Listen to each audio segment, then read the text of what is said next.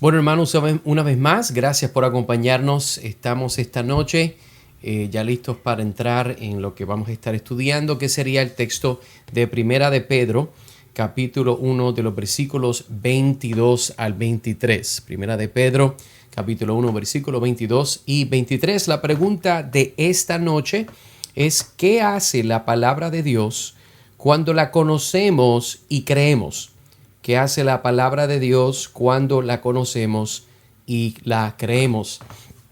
Vamos a pasar, creo que, un tiempo muy formidable en esta noche, ya que pude disfrutar mucho el tiempo de estudio en estos versículos, en lo que es esta carta de Pedro. Pero si no antes, déjenme entrar entonces a una introducción. Un día caluroso, Herman Trueblood, todo limpio y refrescado por un agradable baño en el océano, vio un hombre bañado en sudor y a sus dos hijos tratando en un día caluroso de empujar un automóvil averiado al lado de la carretera. Dos voces inmediatamente comenzaron a gritar el uno al otro dentro de su mente. Uno decía: hay una oportunidad para el servicio, deberías ayudarlo a empujar. La otra voz negativa: eso no es tu asunto, no te pongas todo sudado y sucio, deja que ellos se ocupen de sus propios asuntos. Finalmente cedió a su mejor impulso y Germán puso su hombro para ayudar al carro. El carro se movió y siguió moviéndose poco a poco. Entonces sucedió algo simple que Trueblood nunca olvidó. El padre extendió su mano sucia y Trueblood extendió la mano de él y el padre dijo: estoy muy contento de que hayas venido, amigo. Tuviste la fuerza suficiente, sumada a la nuestra, para hacer que todo funcione. Trueblood reflexionó más tarde: han pasado años desde ese día caluroso, pero todavía puedo escuchar a ese hombre decir: tuviste la fuerza suficiente para poder ayudarlo a sumar la nuestra y poder alcanzar nuestro propósito. Me llama la atención esta historia y quería compartirla porque hay miles de personas que luchan por llevar una carga pesada sobre la colina de sus tribulaciones en muchos momentos. Y probablemente usted y yo tengamos la fuerza suficiente sumada a la de esa persona para hacer que la cosa o la situación pueda funcionar. Y esta noche, amigos y hermanos, vamos a considerar el llamado de Dios a sus hijos para mostrar su amor los unos a los otros en base a una realidad poderosa y objetiva. Así que en esta noche vamos a estar considerando eso. Veamos detalles de Primera de Pedro. Me quería tal vez dar un poco de información un poco diferente. Y permítame dar un poco de lo que es el autor. El autor es el apóstol Pedro, como se indica en el saludo, Primera de Pedro capítulo 1. Y la evidencia interna de esta epístola apoya a Pedro como el autor, ya que fue escrito por alguien que, como dice el texto, fue testigo de los sufrimientos de Cristo. Eso lo puede ver en Primera de Pedro capítulo 5, versículo 1. Las primeras fuentes en la historia de la iglesia que atribuyen esta carta a Pedro incluyen a Ireneo en 185 después de Cristo, Clemente de Alexandria, Tertuliano, Eusebio. Y Pedro fue asistido por Silvano, también conocido como Silas. Eso puede verlo en Primera de Pedro capítulo 5 versículo 12. Y un conocido profeta y misionero en la iglesia primitiva. Entonces, el tiempo y lugar de este escrito: generalmente se acepta que Pedro murió durante el reinado de Nerón. Dado que Nerón se suicidó en el 68 después de Cristo, la epístola debe tener una fecha anterior. Y una opinión común es que la epístola fue escrita en vísperas de la persecución neroniana, colocando su composición o cuando fue escrita alrededor del 63 y el 64 después de Cristo. El propósito de esta carta como tal, de esta epístola, se desprende que los cristianos de Asia Menor habían experimentado persecución y se avecinaba más sufrimiento. Y a lo largo de la epístola, Pedro los anima a permanecer firmes. les recuerda las bendiciones y deberes que les incumben como elegidos de Dios. También los llama su propio pueblo especial. Pero por eso Pedro escribe y prácticamente da 3 puntos claves en esta epístola. Fomentar la perseverancia ante la persecución, primera de Pedro capítulo 5 versículo 10, para recordarle su privilegio especial como nación santa de Dios, primera de Pedro capítulo 2 versículo 9, y tercero, instruirlos en cuanto a su conducta apropiada, y eso sería primera de Pedro capítulo 2 de los versículos 11 al 12. Ahora, Pedro escribe a los cristianos esparcidos por el Imperio Romano, como vemos en el capítulo 1, que se encuentra bajo una tensión severa. Y sin embargo, Pedro habla primero de esperanza, una esperanza viva que viene mediante la resurrección de Jesús y que nos promete una gran herencia en el cielo. Lo puede ver en el versículo 3 al 5 del capítulo 1. En vista de esto, nos regocijamos a pesar de las pruebas actuales, es lo que está diciendo Pedro. Así como el fuego purificador purifica el oro, las pruebas purifican nuestra fe y resultarán en alabanza y honor cuando Jesús regrese. Eso lo puede ver en los versículos 6 al 7 del capítulo 1. Incluso aquí ahora, mientras Pedro está escribiendo, nuestro amor por Jesús, por Cristo, estimula un gozo inexpresable, una evidencia y una consecuencia de la salvación. Eso se ve en los versículos 8 y 9. Pedro continúa diciendo que somos beneficiarios de una salvación, de la que hablaron los profetas, sin entenderla totalmente, versículos 10 al 12. Y por lo tanto debemos enfocar conscientemente nuestras expectativas en la vida, en la venida de Jesús y dedicarnos a la santidad. Y eso lo vemos en los versos 13 al 16. Cristo pagó por nuestra redención con su propia sangre preciosa. Por lo tanto, Pedro nos dice que debemos vivir como extraños o peregrinos, ¿verdad? Los deseos y valores de este mundo, como él habla en los versículos 17 al 21. Purificados mediante la elección de Jesús por la fe, los que hemos recibido de Dios una nueva imperecedera, que nosotros podamos amarnos los unos a los otros, que ese es el llamado que Dios nos está dando a través de esta hermosa epístola.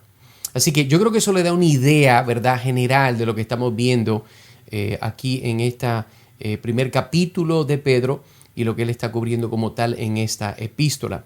Pero entonces continuemos. Sí quería también ayudarle a entender, yo creo que esto es un ejercicio muy importante que quisiera ayudar a usted a ver, y era de que vamos a considerar, como quien dice, cuál es el bosquejo de estos dos versos, versículo 22 y 23. Y quiero darle, ¿verdad?, una idea general aquí. Creo que esto nos va a ayudar mucho para entender el fluir de la idea de Pedro. Entonces, por ejemplo, quiero que vea conmigo que en lo que es en el versículo 22a, como ven en la pantalla, aquí entonces Pedro dice el texto, puesto que en obediencia a la verdad habéis purificado vuestras almas para un amor sincero de hermanos.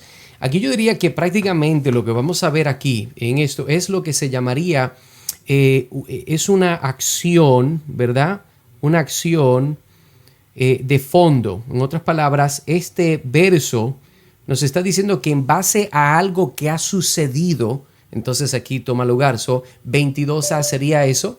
También podemos ver lo que sería el próximo 22B, sería lo que yo llamaría pues un mandato. Aquí entonces ya Pedro nos está dando un mandato. Vemos entonces en el 23A, que está aquí, de que nos está dando ahora la razón. Eso nos está dando la razón de ese mandato. 23b nos va a dar lo que se llama una expansión o una descripción de cuál es esa razón. El 23b es una expansión, 23c es igual, ¿verdad? Es otra expansión, una explicación de lo que él nos dio como razón. Y finalmente tenemos aquí 23D. Esta parte es lo que llamaríamos el instrumento. Instrumento. Y él nos está mostrando cómo es de que Dios lleva a cabo esto. So, vemos de nuevo aquí, ¿verdad? 23, vemos la acción de fondo, ¿verdad? ¿Qué es lo que está causando esto? 22b, vemos el mandato que está dando Pedro. 23a, él nos da la razón por ese mandato, nos explica. 23b, 23c nos da más explicación y al final nos está diciendo cuál es el instrumento por la cual nosotros, ¿verdad?, podemos llevar a cabo este mandato. Así que eso sería un bosquejo, ¿verdad?, para entender estos dos versículos. El fluir de la idea de la Escritura es muy importante entenderla porque el Espíritu Santo no está escribiendo a lo loco. El Espíritu Santo es muy intencional en lo que le está compartiendo con la audiencia. Y yo creo que es importante que nosotros entendamos mientras estamos leyendo. Por ejemplo, le pruebo aquí, aquí nos está diciendo, aquí nos dice, por ejemplo, mire conmigo versículo 22, quiero mostrarle algo aquí. Amaos unos a otros entrañablemente de corazón puro. Entonces ve que ahora entonces nos dice, pues sabéis, esta es la razón, pues sabéis, esa es la razón. Lo que estoy diciendo no me lo estoy inventando, sencillamente usted lee el texto y puede ver estas ideas que están conectadas una con la otra. Pero entonces, continuemos, vamos a ver entonces, ya entrando como tal al verso 22 y como costumbre que tenemos, vamos a continuar haciendo preguntas para poder mejor entenderlo, pero vamos a leer juntos. Dice, puesto que en obediencia a la verdad habéis purificado vuestras almas para un amor sincero de hermanos, amaos unos a otros entrañablemente de puro corazón o de corazón puro. Entonces la pregunta sería, ¿a qué verdad se refiere Pedro? Porque note aquí que dice en obediencia a la verdad, pero no nos dice cuál verdad específicamente. Y entonces vamos a ver esa pregunta en el texto. Número uno, la idea como tal de lo que sería la palabra verdad, esa palabra que está ahí, verdad, es esta palabra en griego que yo pues siempre le doy una transliteralización, que es aletheia. Aletheia sería la transliteralización del griego al español. Aparece 110 veces en el Nuevo Testamento y el sentido de esta palabra, como se está usando, es el estado de conformidad sumisa a la ley, costumbre o práctica de una autoridad. Entonces, cuando estamos hablando de la verdad, estamos hablando de esta definición, un estado de conformidad sumisa a la ley o una costumbre o práctica de una autoridad. Quiero mostrarle por lo menos unos 3 versos donde se usa esta misma palabra, aletheia, para que entonces podamos entender. Lea conmigo, dice Primera de Juan, capítulo 1, versículo 6. Si decimos que tenemos comunión con Él, claro, aquí cuando dice Él, estamos hablando con Dios, pero andamos en tinieblas, mentimos y no practicamos la verdad. Así que note conmigo que entonces aquí aparece de nuevo esta idea de la verdad, la cual ya definimos que es un estado de conformidad sumisa a la ley. Entonces podemos decir, bueno, ¿a la ley de quién? Bueno, entendemos que es la ley de Dios, ¿verdad? Que la palabra de Dios muestra la ley, el carácter de Dios. Entonces en Primera de Juan capítulo 1 versículo 6 estamos viendo esta idea de la misma palabra que habíamos dicho que es aletheia, esta palabra de lo que es la verdad. Otro verso que creo que sería de mucha ayuda sería 2 de Corintios capítulo 11 versículo 10 y lee, como la verdad de Cristo está en mí, gloriarme no se impedirá de las regiones de Acaya. Entonces aquí note, aunque no vamos a entrar en detalle de esta parte que está hablando aquí, pero note que la expresión que está haciendo Pablo como la verdad, ¿verdad? Como la ley. Podríamos decir en otros casos, pudiéramos intercambiar la palabra verdad como el evangelio, porque el evangelio es verdad. Como la verdad de Cristo está en mí, gloriarme no se me impedirá en las regiones de Acaya. Aquí Pablo está haciendo una conexión. Vemos esta palabra aletheia, 2 de Corintios capítulo 11, versículo 10. Una más sería Segunda de Timoteo capítulo 2, versículo 25, y miren lo que dice conmigo. Dice aquí, corrigiendo tiernamente a los que se oponen, por si acaso Dios les da el arrepentimiento que conduce al pleno conocimiento de la verdad. Vemos esta palabra de nuevo, ailetea, la verdad. Y en este caso, Pablo escribiéndole a Timoteo, prácticamente le está hablando de ¿verdad? El tipo de comportamiento que tiene un hombre de Dios y la forma que deberíamos, en este caso, relacionarlo con personas que se oponen al evangelio y el ministerio de Timoteo. Así que ailetea, vemos ahí, es la verdad, y vemos tres versos hemos visto, pero quiero que entienda algo. Mire, Pedro nos está diciendo, hermano, hermana, amigo, que como nosotros, si estamos en Cristo, hemos respondido en obediencia a la verdad del evangelio. Ha ocurrido algo muy especial con nuestras almas, ¿verdad? Con la meta de amar a un grupo especial, la cual Pedro tiene en mente. Entonces, aquí eso es lo que, ¿verdad?, estamos viendo. Interesantemente, quiero que también vea algo mientras pasamos a la próxima pregunta. Y es lo siguiente, que como tal, esta idea de este verso, mira aquí lo que le quiero enseñar. Este verso, un rendimiento, diría, más natural, sería, ahora que habéis purificado vuestras almas por vuestra obediencia a la verdad. Eso sería tal vez otra rendición de este verso. Pero entonces volvemos al texto, leamos de nuevo. Puesto en que obediencia a la verdad, ya esta parte la hemos cubierto, la idea de obediencia a la verdad. Obediencia a esas leyes que Dios nos ha dado, a su palabra, a la revelación de quién es Dios en las Escrituras. Eso es lo que estamos viendo en este caso. Dice aquí entonces, habéis purificado vuestras almas para un amor sincero de hermanos. Amaos unos a otros entrañablemente de corazón puro. Entonces aquí la pregunta que pudiésemos considerar es, ¿cuál es el resultado de obedecer la verdad? ¿Cuál es el resultado de obedecer la verdad? Y es interesante porque el resultado tiene que ver con esta palabra, que sería la palabra purificar. Purificar, porque note que el texto dice, puesto que en obediencia a la verdad habéis purificado vuestras almas. Eso es lo que está diciendo Pedro. Entonces, esta palabra en griego sería, mira aquí conmigo, la transliteralización español aginizo. Aginizo aparece 7 veces en el Nuevo Testamento, y esta palabra es purificar o liberar del pecado o la culpa u otros rasgos indeseables. Este término habla del proceso de la vida cristiana llamada la santificación.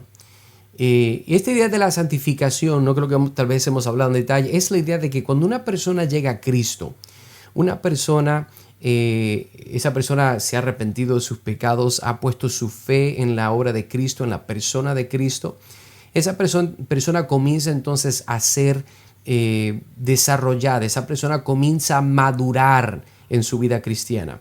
Entienda algo, una persona puede venir al Señor, pero no de la noche a la mañana esa persona se convierte en un santo. Así no es como funciona. Entonces, este aspecto de lo que es la purificación, esta idea, otro término, ¿verdad?, paralelo, la santificación del cristiano, es el proceso por el cual Dios, ¿verdad?, nos hace nosotros a la imagen de Cristo. El deseo de Dios el Padre es de que todos aquellos que son salvos por la obra de Cristo sean hechos a la imagen de Cristo.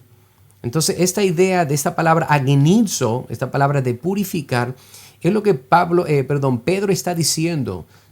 Puesto que en obediencia a la verdad habéis agenizo, se han purificado, se han liberado del pecado o la culpa.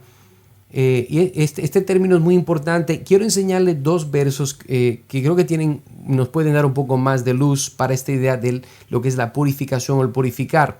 Primera de Juan capítulo 3 versículo 3 dice, y todo el que tiene esta esperanza puesta en él, sé que se purifica, se agenizo, se purifica así como él es puro. ¿Y qué está diciendo Juan? Que aquella persona que tiene la esperanza ¿en quién? En Cristo. Esa persona se purifica, lo que está diciendo. Así como ¿quién? Como Cristo es puro. So, interesante esta misma palabra.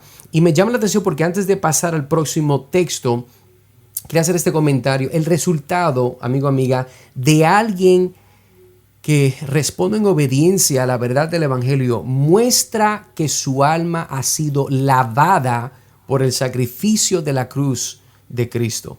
Este es el punto aquí, claro, de que una persona que puede responder en obediencia a la verdad, que es lo que está diciendo Pedro, es una persona que ha podido experimentar la gracia de Dios, una persona que se le ha dado esa habilidad para poder obedecer, poder tornarse en arrepentimiento y fe. Y por eso aquí en Primera de Juan capítulo 3 versículo 3 vemos que lo que está diciendo: y todo el que tiene esta esperanza puesta en él, Cristo, se purifica, así como él es puro. Y recuerde que el que es puro es Cristo, el que nos estamos convirtiendo más y más en el carácter de Cristo somos nosotros. Otro verso más que yo creo que es muy importante, Santiago capítulo 4 versículo 8, hablando de cuál es el resultado de obedecer la verdad, es la purificación. Mire lo que dice aquí: acercaos a Dios y Él se acercará a vosotros. Limpiad vuestras manos, pecadores, y vosotros de doble ánimo, purificad vuestros corazones. Ve que aquí de nuevo está la palabra que estamos viendo en este momento, purificar, agenizo. Nos está hablando a purificar nuestros corazones. Pero ¿cómo es que una persona puede purificar su corazón? Eso es una buena pregunta. Porque el humano por sí solo tiene la capacidad de purificarse por sí mismo. Eso es una buena pregunta que podríamos hacer de lo que estamos leyendo. Porque Pedro dice: habéis purificado vuestras almas para un amor sincero de hermanos. La respuesta es no. Un humano por sí solo no tiene la capacidad de purificarse por sí mismo. Recuerde que la respuesta en obediencia al Evangelio muestra que esa persona no solo tuvo una mente renovada, un corazón renovado, sino que también su vida muestra una renovación, la cual esa fe únicamente es el resultado de la obra de Dios a través del Evangelio. Esta idea de habéis purificado vuestras almas, eso fue el resultado del Evangelio. Pero, ¿qué pasa? Cuando nosotros, recuerde algo muy importante, una persona que dice yo creo en Dios y esa persona no obedece a Dios, esa persona es un mentiroso. O sea, hay una conexión muy importante, amigo y hermana, que tenemos que entender. La persona que está profesando decir yo tengo fe en Cristo, yo tengo fe en Dios, pero esa persona no obedece su palabra, esa persona está negando su profesión. Por eso aquí la idea que Pedro nos está dando es, dice, puesto que en obediencia a la verdad. ¿Quién puede obedecer la verdad? Solamente un hijo de Dios. Entonces dice, puesto que en obediencia a la verdad habéis purificado vuestras almas. Así que el sentido del versículo, ¿verdad? Es la idea, por ejemplo, cuando estaba leyendo aquí Santiago capítulo 4, versículo 8, el sentido del versículo, por lo tanto, es de que nosotros, ¿verdad? Acercaos a Dios y Él se acercará a vosotros. Limpiad vuestras manos, pecadores, y vosotros de doble ánimo purificad vuestros corazones. Es el llamado de Dios al hombre.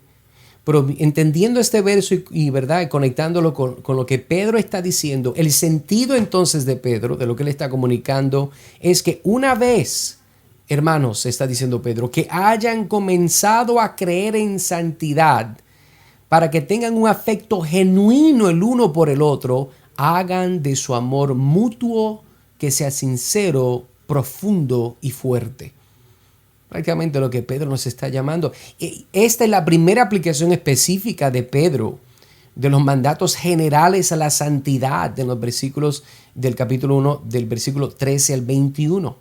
Es un recordatorio de que una de las primeras marcas del crecimiento genuino en santidad en las personas, en las iglesias, es el amor ferviente por los hermanos cristianos.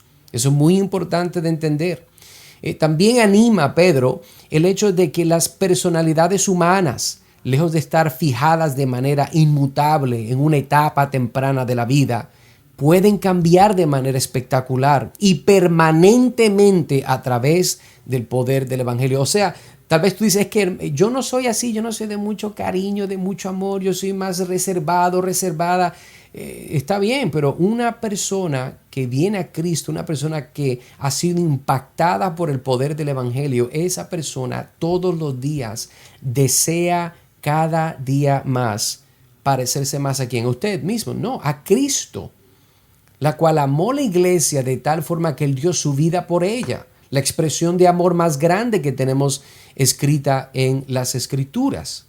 Así que es muy importante. Contestamos entonces la pregunta, ¿cuál es el resultado de obedecer la verdad? Bueno, el resultado de obedecer la verdad es que esa persona ha purificado su alma. Dios le ha dado arrepentimiento y fe a esa persona. Y eso es muy importante, hacer esa conexión. Pero mire conmigo, entonces continuamos, leamos de nuevo el verso. Puesto que en obediencia a la verdad habéis purificado vuestras almas para un amor sincero de hermanos, amaos unos a otros entrañablemente de corazón puro. La pregunta entonces que tenemos aquí para considerar en base al mismo texto es, ¿para qué Dios ha purificado nuestras almas? ¿Para qué Dios ha purificado nuestras almas?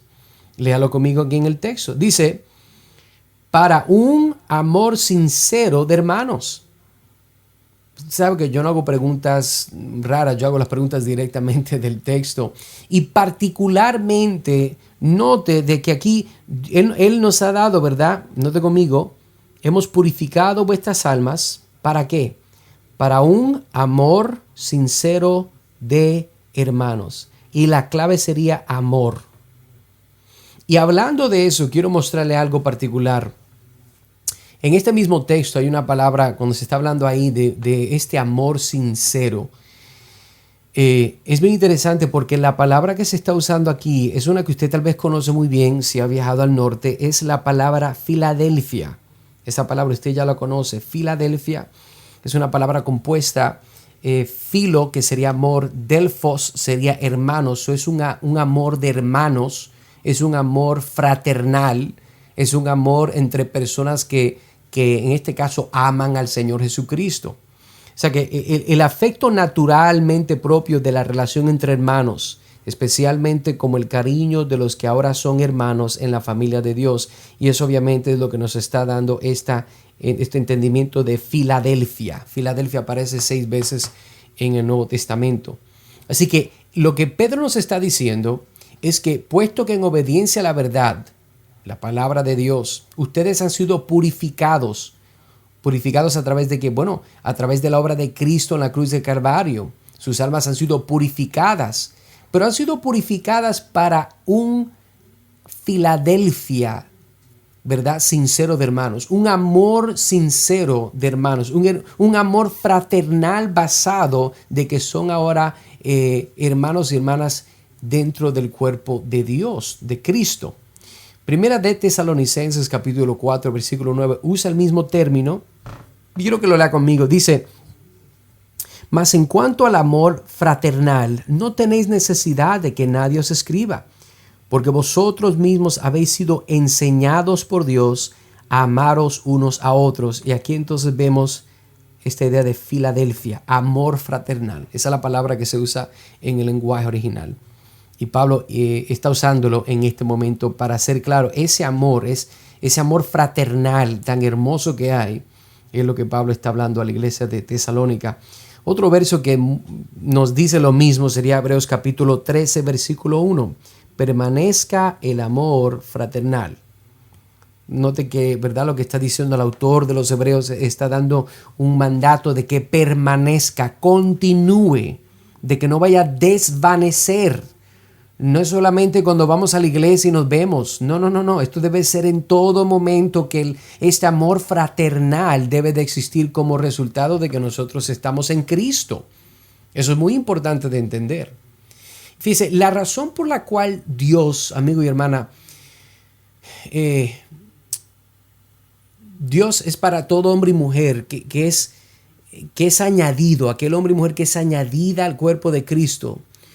Dios los trae para que puedan contribuir con un amor que solamente viene de Dios, Cuando Dios salva a una persona y lo añade al cuerpo de Cristo, lo pone en una iglesia local, Él pone a esa persona para que continúe, ¿verdad? Ese amor creciendo, esa expresión hermosa de este amor entrañable, este amor sincero fraternal, que es lo que Pedro está diciendo. Y quiero que también note algo muy importante. Déjenme volver aquí de nuevo al texto. Hay algo que quiero mostrarle. Y mire esto conmigo rápidamente. Mire esto. Dice, puesto que en obediencia a la verdad habéis purificado vuestras almas para un amor sincero de hermanos, amaos unos a otros entrañablemente. Pero note aquí esta palabra que ahora nos aparece. Esta palabra aquí, mire, sincero. Y quería hacer un comentario de esta palabrita, porque esta palabrita, note de que el texto, ¿ok? El texto dice que esto es un amor. El griego lo que está diciendo es anti-hipócrita. Eso es lo que está diciendo, anti-hipócrita. O sea que Dios nos ha llamado y nos ha dado su Espíritu Santo para que nosotros tengamos un amor no fingido, un amor real, un amor totalmente desnudo, un amor como el que Cristo mostró en su vida, muerte y resurrección a su iglesia. Es un amor que es sin hipocresía. ¿Se acuerda que una vez yo le definí de que la palabra hipócrita era el término que se le daba en el tiempo de, ¿verdad? Del imperio griego, cuando hacían los shows, las presentaciones, los dramas? Y en estos tiempos aquellos que hacían los diferentes roles, ellos se ponían unas máscaras. Entonces, mientras mejores era el actor, esa persona, ¿verdad?, se le aplaudía y se le reconocía como un gran hipócrita. Miren, interesante el contexto. En ese tiempo eso era algo celebrado, eso era algo bien hecho. Hoy en día tal vez la palabra se usa diferente en nuestro tiempo, pero era lo mismo. Y lo que el Espíritu Santo está diciendo es de que hemos sido purificados en nuestras almas para un amor no hipócrita de hermanos. Es un amor legítimo, transparente. Un amor que lo da todo. Y creo que es muy importante que nosotros pudiésemos considerar eso, porque eso nos va a ayudar. Mire esto adicional, 1 de Juan capítulo 4, versículos 7 y 8. Y dice, amados, amémonos unos a otros, porque el amor es de Dios y todo el que ama es nacido de Dios y conoce a Dios. El que no ama no conoce a Dios, porque Dios es amor. Es interesante que hagamos la conexión de que aquella persona que no ama, que no extiende ese Filadelfia, ese amor entrañable a sus hermanos, esa persona no puede decir que conoce a Dios o que ama a Dios, porque el que no ama no puede conocer a Dios, porque Dios es amor. Y una de las marcas de una persona que ha sido expuesta al Evangelio y se ha arrepentido de sus pecados, eso se evidencia en la forma que ama a los hermanos, ama a las hermanas, aquellos los cuales también son recipientes de un amor perfecto, un amor misericordioso, un amor infinito que viene de Dios. Y lo más impactante de este amor, amigos y hermanos, es la realidad que ninguno de nosotros lo merecemos. Por eso la Biblia dice que nosotros debemos de dar por gracia lo que por gracia hemos recibido. Y si tú has recibido el amor de Dios a través del Evangelio, es contradictorio decir de que tú no amas a los hermanos y las hermanas que son el cuerpo de Cristo, la cual tú dices que perteneces. Eso yo creo que es muy importante que podamos aclarar eso. Entonces, preguntas por encimita aquí. Quiero que consideres esto. Amigo, amiga, ¿asistes a una iglesia donde amas a los congregantes como si fueran tu familia? Usted sabe que hoy en día las personas van a la iglesia, pero ellos van a la iglesia como si fueran a Walmart, como si fueran a BJ's, como si fueran a Sam's Club. Ellos van a la iglesia como si fuera Target. Aunque hay muchas personas y todos tienen en común que quieren comprar cosas diferentes, pero nadie se conoce y menos se aman. Amigo, amiga, cuando tú vas a la iglesia, si es que vas a la iglesia, ¿amas a las personas que van ahí? O solamente, como dije aquí, amas a las personas que piensan como tú, visten como tú o proceden de un mismo país. Hay personas que dicen, ¿verdad?, de que ellos aman a todos, pero ellos tienen inclinaciones a las personas que proceden de su barrio, de su país. Si son de New York, pues tú eres un neoyorquino y con ellos te llevas. Si son de Puerto Rico, eres puertorriqueño. Pero no, con otras personas que no son de tu entorno original, no. No, eso no es así. Pedro está diciendo de que nosotros debemos tener un amor sincero y debemos de amarnos entrañablemente. Hermano, hermana, después de que Dios te salvó, ¿de qué formas estás amando más a los hermanos de tu iglesia local? Ponte a pensar, hermano. ¿De qué forma estás amándolos más? ¿Con tus talentos, con tus dones, con tu tiempo? ¿Cómo lo estás haciendo? ¿Estás creciendo en tu amor y cariño hacia con ellos? Porque si no estamos creciendo en nuestro amor hacia aquellos que son parte del cuerpo de Cristo, vuelvo y repito, es una contradicción. Yo no puedo decir de que amo al Señor, pero yo no expreso mi amor hacia el cuerpo de Cristo. Hay personas que pueden pensar, bueno, hermano, lo que pasa es que yo trabajo mucho y ahorita mismo en esto de la pandemia se ha hecho muy difícil. Mira, quiero aclararte algo, amigo y amiga. Yo no estoy hablando en base solamente a este tiempo que estamos pasando. Estoy hablando de tu vida. Si tú profesas amar a Cristo y tú no amas a tus hermanos o no eres parte de una iglesia local, tú no eres cristiano porque tú no amas a Dios. El amar a Dios no es solamente en privado, en tu cara, de rodillas, cantando himnos, clamando. Tu amor se lleva al público, al aire libre, cuando tú amas a aquellos que también han sido lavados por la sangre del Cordero. Mira conmigo entonces, Primera de Pedro. Continuamos en el mismo verso. Leamos de nuevo. Puesto que en obediencia a la verdad habéis purificado vuestras almas para un amor sincero de hermanos, amaos unos a otros entrañablemente de corazón puro. Entonces aquí la pregunta es, ¿qué nos manda Pedro a hacer? Esta pregunta es muy fácil. Recuerda, yo no estoy enseñando para que se confunda nadie. Pedro nos está diciendo, amaos unos a otros entrañablemente, pero quiero que se enfoque en algo muy particular que me llamó la atención, es de que él está diciendo, sí, amaos unos a otros entrañablemente, pero entonces él podría fácilmente lo hubiera dejado ahí, pero él coge y añade de corazón puro. Y es como otro énfasis, porque note algo, si usted está amando a alguien con amor sincero, pues entonces esta idea de corazón puro no es distante. Porque usted no puede ser sincero si no es algo que sale del corazón, no, es algo legítimo. Pero quiero que note esta idea, ¿verdad?, de lo que es esta palabra aquí, puro. Estamos hablando, ¿verdad?, de una pureza.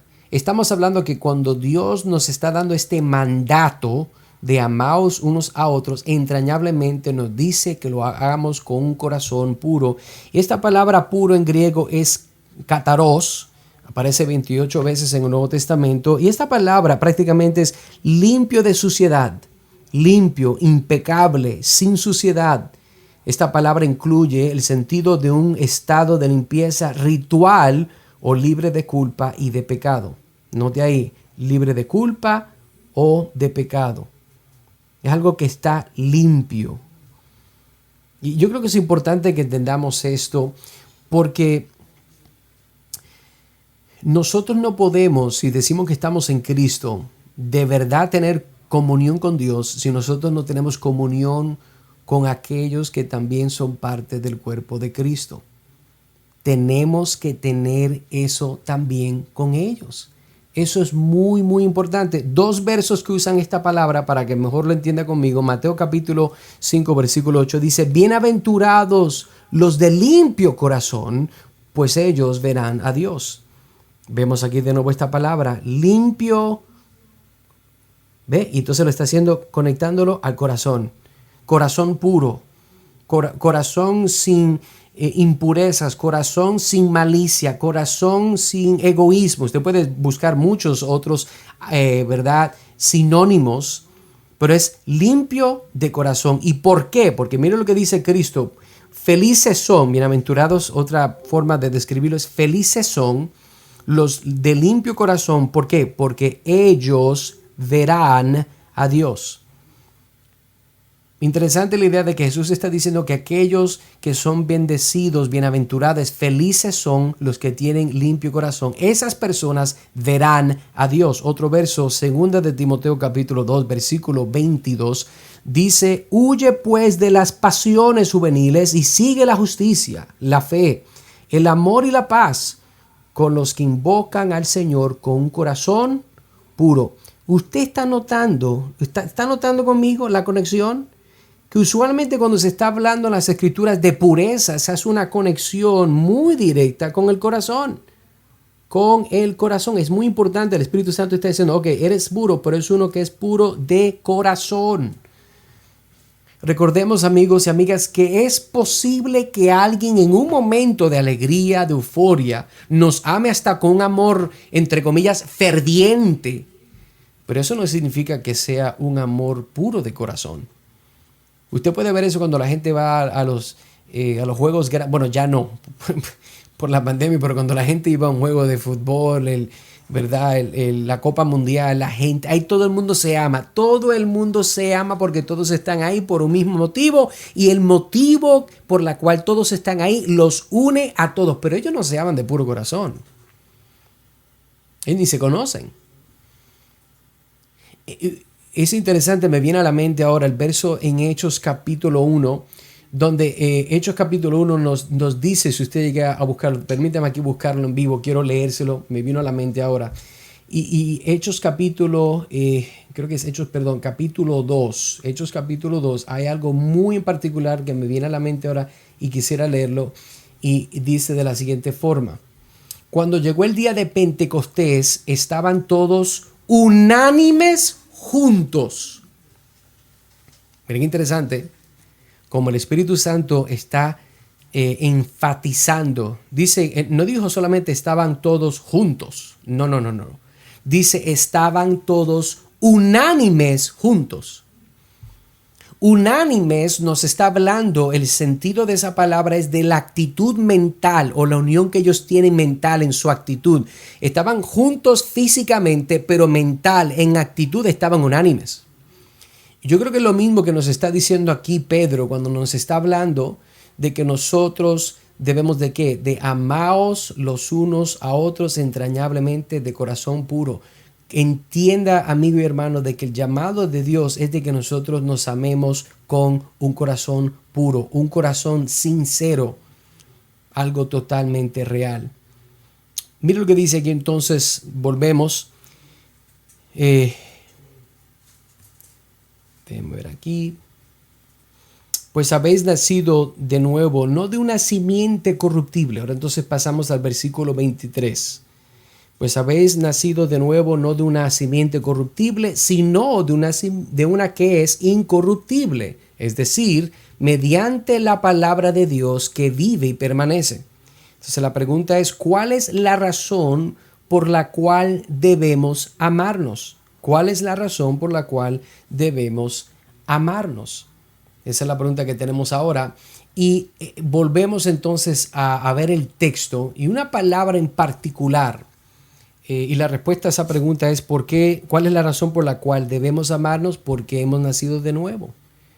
Y esta palabrita que está aquí, quiero enseñarle algo. Esta palabra en el griego, la transliteralización en español es anagenao. Anagenao, y esa palabra es ser renovado, ser engendrado de nuevo o ser renovado, concebido como nacer o engendrar un segundo nacimiento. Es crucial que entendamos que el nacimiento de todo cristiano es el resultado y la obra exclusiva de Dios por medio del Evangelio. Así que en esta palabra que estamos viendo aquí, ¿por qué la estoy mencionando? Bueno, porque aquí Pedro la está usando y particularmente esta es la palabra, ¿verdad? Donde está hablando de que nosotros, versículo 23, pues habéis nacido de nuevo, anagenao. Entonces hemos nacido de nuevo y nos dice no de una simiente corruptible, sino de una que es incorruptible. Eso es interesante. Pasemos entonces como que dice, a este verso en primera de Pedro capítulo 3. Mire lo que dice conmigo. Bendito sea el Dios y Padre de nuestro Señor Jesucristo, quien según su gran misericordia nos ha hecho, aquí está la palabra de nuevo, ¿ve? Nacer de nuevo a una esperanza viva mediante la resurrección de Jesucristo entre los muertos. Eso es lo que está diciendo ahí, ¿lo ve? Entonces, mire qué interesante. Vemos que también Pedro usa esa palabra en este verso también. Continuemos. Pues habéis nacido de nuevo, no de una simiente incorruptible, sino de una que es incorruptible, es decir, mediante la palabra de Dios que vive y permanece. Entonces esta pregunta próxima es, ¿por qué es importante entender la simiente de nuestra salvación? ¿Por qué es importante entender la simiente de nuestra salvación? Bueno, fíjese, le voy a explicar y le voy a dar una foto aquí para que descanse su mente. Fíjese, todo árbol, toda planta, viene como resultado de una semilla. La buena semilla tendrá un buen resultado, la mala semilla dará un fruto para muerte, un mal resultado. Tenemos semillas de manzana, semillas de melocotón, bueno, tantas semillas que hay. Semillas de mostaza, semillas para hacerse un buen té. Hay todo tipo de semillas. Y a mí me gusta mucho el té. Entonces, miren qué interesante el caso, porque la pregunta alguien la pudiera hacer, pero ¿de qué semilla salen cristianos? Aquellos que han nacido de nuevo para la gloria de Dios, ¿de qué semilla salen ellos? Y yo quiero contestarle esa pregunta enseñándole varios versos, porque Dios usa su palabra como la única semilla que causa vida eterna en hombres y mujeres muertos espiritualmente. Mire conmigo Hechos capítulo 10, versículo 36. El mensaje que Él envió a los hijos de Israel, predicando paz por medio de Jesucristo, es el Señor de todos. ¿Ve? Entonces, este mensaje vino a través de la predicación, vino a través de la exposición de la verdad. Así es como Dios siempre ha dado esta semilla. Esta es la forma que Dios va a traer a alguien sembrando la semilla de la verdad del Evangelio. Efesios capítulo 1, versículo 13 dice, en Él, aquí cuando está hablando de Él, está hablando de Cristo, en Él también vosotros, después de escuchar el mensaje, haga la conexión, escuchar el mensaje de la verdad, hablamos de la verdad, el Evangelio de vuestra salvación, y habiendo creído, fuisteis sellados en Él, en Cristo, con el Espíritu Santo de la promesa. Continuamos viendo de cómo es entonces que a una persona llega a la fe, se le da la semilla, se le siembra la semilla. La semilla es el mensaje que escucharon, ¿verdad? También vemos de que era el mensaje de la verdad. También vemos que era el evangelio que se le presentó. Colosenses capítulo 1, versículo 5. Dice aquí, a causa de la esperanza reservada para vosotros en los cielos, de la cual oísteis, aquí hay una clave, de la cual ¿qué? De la cual oísteis antes en la palabra de verdad. Note de nuevo que aparece este término, palabra de verdad, y de nuevo sale aquí el evangelio. Note de que está diciendo que esta palabra la oyeron. Esta palabra de la verdad, este evangelio lo oyeron ellos. ¿Cómo es que Dios causa que las personas nazcan de nuevo? Dios facilita medios para que la persona se le pueda sembrar lo que es la semilla del evangelio. Y eso es muy importante que nosotros entendamos, porque esto no es magia, esto no es que una persona fue a un evento y estaba alguien predicando, ministrando. No. Esa persona solamente pudo llegar al resultado de ser salvo o salva porque se le expuso a esa persona el evangelio, la palabra de la verdad. Último texto aquí, Santiago 1:18. en el ejercicio de su voluntad, Él, estamos hablando de Dios aquí, Él nos hizo nacer por la palabra de verdad. No pierda aquí la conexión. Él nos hizo. ¿Quién fue el que? Él nos hizo, no fue que usted se hizo. Si usted es cristiano, usted no se hizo nacer de nuevo. Dios hizo que usted naciera. ¿Y cómo es que lo hizo? Por la palabra de la verdad. Así es como lo hace, para que fuéramos las primicias de sus criaturas. Mire qué interesante esta palabra, porque está hablando esta palabra campesina, ¿verdad? Agricultural, primicias. Esto es lo primero que pasa después de un tiempo que usted estuvo sembrando, echándole agua, esperando. Hay una primicia de fruto. Y de la misma forma, toda persona que viene a Cristo es la primicia del Evangelio, la primicia de la obra de Cristo. Así que, si bien nunca debemos tratar de separar la palabra de Dios y la palabra del Dios que está hablando, esa palabra, estas consideraciones indican que Pedro está pensando específicamente en la palabra de Dios como la semilla que da vida. Así es como Pedro está pensando de la palabra de Dios. Y las implicaciones, si vamos a verlo, ¿verdad? Para el evangelismo, para nosotros continuar compartiendo el evangelio, son obvias. No son nuestros argumentos, hermanos, ni nuestros ejemplos de la vida lo que traerá nueva vida a un incrédulo, sino las poderosas palabras del Dios mismo, palabras que todavía conservamos hoy en las Escrituras. Por eso es que al leer o escuchar de estas palabras, la gente recibe una nueva vida. Y por lo tanto, el argumento de Pedro, versículo 22, él prácticamente está diciendo que nosotros debemos amarnos los unos a los otros con sinceridad. Versículo 22. Versículo 23. ¿Por qué? Porque hemos nacido de nuevo de la semilla imperecedera, la palabra de Dios.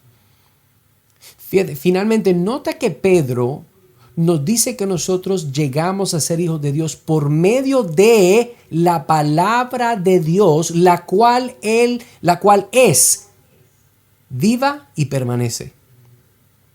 Esto es importante entender porque muestra que la palabra de Dios es la razón por la cual la gente pueden llegar a ser seres vivientes espirituales que permanecen en esa misma fe. Y la fuente de la vida es la palabra de Dios, amigo y amiga. Lo que nos protege y nos guarda para que nosotros podamos permanecer en la fe es la palabra de Dios. No es más nada, no es una experiencia espiritual. Es por esta razón que Pedro nos llama, hermanos y hermanas, a que nos amemos con sinceridad, porque somos el resultado de la palabra de Dios en nuestros corazones. Pero podemos entonces vamos a leer una vez más, pues habéis nacido de nuevo, no de una simiente corruptible, sino de una que es incorruptible, es decir, mediante la palabra de Dios que vive y permanece. Y última pregunta sería, ¿cómo es que alguien puede nacer de nuevo? ¿Cómo es que alguien puede nacer de nuevo? Porque alguien puede estar viendo este video y dice, fíjate, wow, no había entendido, no había visto la palabra de Dios de ese ángulo. Yo quisiera también ser una persona que ha nacido de nuevo. Yo quisiera ser parte de una familia tan hermosa como la verdadera iglesia de Cristo. ¿Cómo yo puedo ser parte de eso? Entonces aquí es donde nosotros tenemos que siempre volver a los esenciales de la fe, que sería, ¿qué es el Evangelio? Porque solamente el Evangelio es como una persona puede nacer de nuevo. El Evangelio nos muestra, amigos, amigas, que Dios es perfecto, justo y santo. Él nunca se contradice. Este mismo Dios creó un mundo perfecto y también fue el que creó al hombre y a la mujer. Eso es muy importante entenderlo. No a dos gays, no a transexuales, no. Él creó un hombre y una mujer.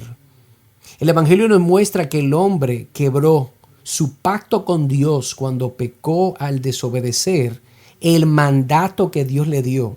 Estamos hablando de Adán. Dios le dijo a Adán, mira, no quiero que vayas a tocar, no vayas a interactuar con esta fruta. De todas las demás puedes, pero de esta no. Y el día que de ella vayas a comer, vas a morir. Ahí es cuando el hombre quebró lo que Dios le dijo a él que no hiciera. El Evangelio también nos muestra a nosotros que Dios el Padre mandó a su Hijo Jesús al mundo para vivir una vida perfecta que tú y yo no podemos vivir. ¿Por qué es importante esto? Porque la Biblia dice que sin santidad nadie verá al Señor. Amigo, amiga, ¿tú crees que eres perfecto? ¿Crees que nunca has quebrado la ley de Dios? No mentirás, no hurtarás, no, ¿verdad? Codiciarás nada de tu prójimo, guarda el día de descanso. O sea, hay muchos. Honra a tu padre y tu madre para que tus días sean alargados. Los 10 mandamientos es una expresión de la naturaleza de Dios. Y amigo, amiga, tú has quebrado la ley de Dios. Por eso fue que Dios el Padre mandó a su Hijo Jesús a este mundo, para que pudiera vivir la vida que tú y yo no podemos, jamás pudiésemos vivir. Y esto es parte de la hermosura de lo que es el Evangelio, para mejor entender cómo es que alguien puede nacer de nuevo. El Evangelio nos dice que solamente Jesús obedeció perfectamente todas las leyes de Dios su Padre. Tú no. Tú no puedes, tú no has podido. Por eso es que tu vida está como está, amigo y amiga. Si no estás en Cristo, tu vida está en un desorden, tal vez financiero, tal vez psicológico, tal vez emocional. Hay tantas formas. Pero Cristo obedeció perfectamente. El Evangelio nos muestra también de que Jesús fue a la cruz para pagar la penalidad justa, exacta por los pecados de aquellos que escucharían su mensaje, sus buenas noticias. Lo que estamos hablando del Evangelio. El Evangelio son buenas noticias y el Evangelio te está dictando, te está narrando lo que yo te estoy diciendo. El Evangelio también nos dice de que estas personas que escuchan la verdad de lo que yo te estoy diciendo siempre van a responder en arrepentimiento, aquí arrepentimiento y fe como evidencia de salvación. De la misma forma que vimos en Pedro, de que una persona se ha purificado, ¿verdad? Porque esa persona ha actuado de acuerdo en obediencia a la verdad. Pero una persona no puede hacer eso por sus propias fuerzas. Como una persona tampoco puede sencillamente decir, me voy a arrepentir y voy a creer. Eso no es así. Dios te llama a que lo hagas, amigo y amiga, pero solamente puedes hacerlo porque entiendes tu pecado y dices, Señor, yo necesito ser salvo, yo necesito ser salva. Sin ti nada puedo hacer. Así que si mientras tú escuchas estas palabras que te estoy dando, amigo y amiga, y tú dices, wow, la verdad de que yo sí he vivido una vida privada de mucho pecado que honestamente solamente Dios la conoce. Y es cierto, solamente Dios. Tal vez has podido engañar a muchas personas, pero a Dios nunca lo has engañado. Por eso tú debes de responder a este mensaje de la hermosura de lo que Cristo ha hecho por hombres pecadores como tú y como yo, en arrepentimiento y fe. Dios te llama, amigo, amiga. Dios te llama hoy de que llegues al pie de la cruz y entregues tu vida. Para de vivir la vida a tu manera, para de vivir la vida haciendo lo que a ti te da la gana con la excusa de yo no le hago nada malo a nadie. El problema es que le estás haciendo mal, estás pecando en contra de Dios, por la cual debes de arrepentirte y poner tu fe en Cristo Jesús por el perdón de tus pecados pasados, presentes y futuros. Así que amigo, amiga, ¿cómo vas a responder hoy? O sea, yo te imploro de que tú consideres la palabra de Dios y te tornes de tus pecados y pongas fe en Cristo, la cual es el camino. Él dijo, yo soy el camino, la verdad y la vida. Yo soy el camino, la verdad. Tú no tienes camino, tú no tienes rumbo, tú no tienes vida, tú no tienes nada, amigo, si no tienes a Cristo. Así que te imploro de que te arrepientas de tus pecados y busques a Cristo, reconcíliate con el Señor hoy. Oremos. Señor, yo te doy gracias por la oportunidad por este tiempo compartir lo hermoso que Pedro nos escribió a nosotros que estamos en Cristo. Esta idea de que por cuanto nosotros, Señor, hemos obedecido la verdad, nuestras almas han sido purificadas con la meta de que nosotros nos podamos amar genuinamente con un amor entrañable los unos a los otros. Ayúdanos, Señor, aquellos que estamos en Cristo, a hacer esto de una forma que te agrada, con corazones puros. Pero aún más te pido, Señor, por aquellos que no están, no te conocen, no tienen perdón de pecados, aquellos que son enemigos tuyos. Señor, te pido que hoy eso pueda cambiar. Te pido, Señor, que hoy tú puedas salvarles, que tú puedas darle vida, una vida nueva, de que ellos puedan nacer de nuevo por el poder de tu palabra a través de tu Espíritu, Señor. Haz tú la obra, porque solamente tú las puedes hacer. Pedimos todas estas cosas en el dulce y maravilloso, glorioso y misericordioso nombre de nuestro Salvador Jesucristo. Amén.